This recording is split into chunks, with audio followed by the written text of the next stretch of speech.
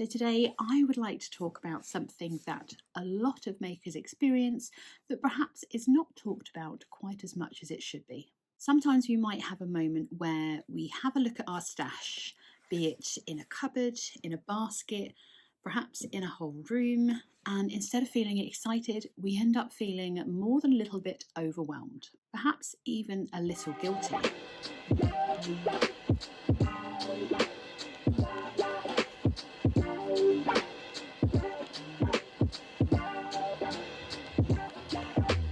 I want you to know right away, you're not messy, you're not lazy, undisciplined, or bad at crafting. You're human and you're a crafter. For a lot of us, the overwhelm comes from a few different things.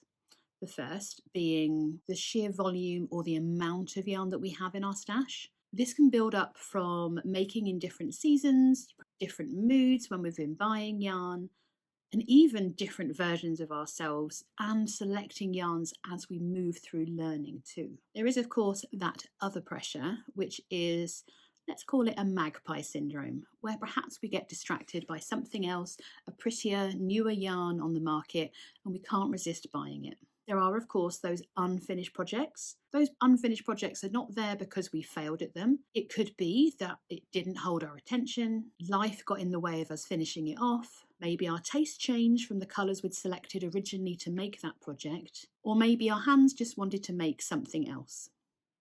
Another factor might be that our stash isn't actually usable for what we want to make in that moment. Nothing feels quite right, or we can't match the yarn that we have to that perfect project. So the yarn sits and the joy of our stash slowly slips away. I want to make something very clear. Yarn guilt is not a personal failing. Lots of different crafting spaces don't really encourage us to make use of what we have in our stash, at least not in a way that feels kind or flexible. We're often taught to plan big, match that yarn perfectly from what's recommended in the pattern, and only to start our project when the stars align and everything feels right. But real life isn't like that. And for me, cozy making is what nourishes us. Crafting wasn't ever meant to feel like homework. So here is the reframe that changed everything for me. You don't need less yarn. You just need to find a way to make use of it. You know, one that allows smaller projects that welcome you using scrap, and perhaps projects that say, let's just start softly. When you realise the pressure to use it all now is not quite true, something interesting really happens. Your stash can stop feeling like a burden and really start feeling like a resource again.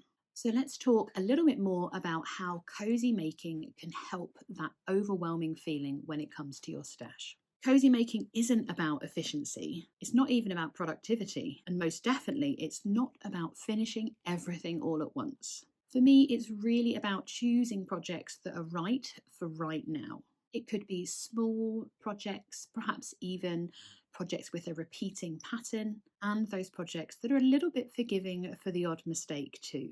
It's about letting those yarn colours play together and not against them. We can make our own yarn colours by marling those colours together, mixing up the colours, working different rows in different shades, and allowing ourselves to experiment with the colours that we have.